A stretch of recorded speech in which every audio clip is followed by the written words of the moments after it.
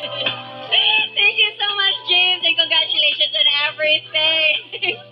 At yun naman, balik tayo sa Dolphy Theater, kung saan isang ex-housemate ang tatanggap ng magandang balita. Ano kaya yun?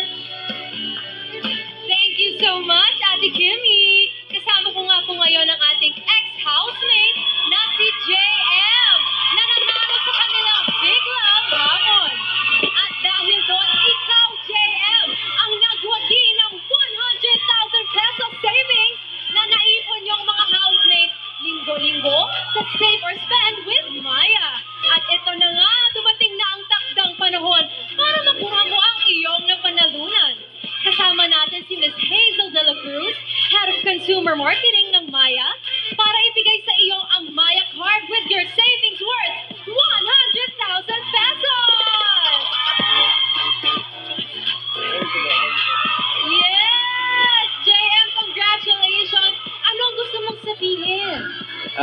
Unang-una, syempre, lubos na pasasalamat sa Diyos sa pagbibigay sa akin ng gabay sa pananitili ko dun sa bahay. At sa pamilya ko, sa mga kaibigan ko, sa mga taga-Mauban, sa mga taga-Quezon, maraming salamat sa lahat ho ng sumuporta sa akin.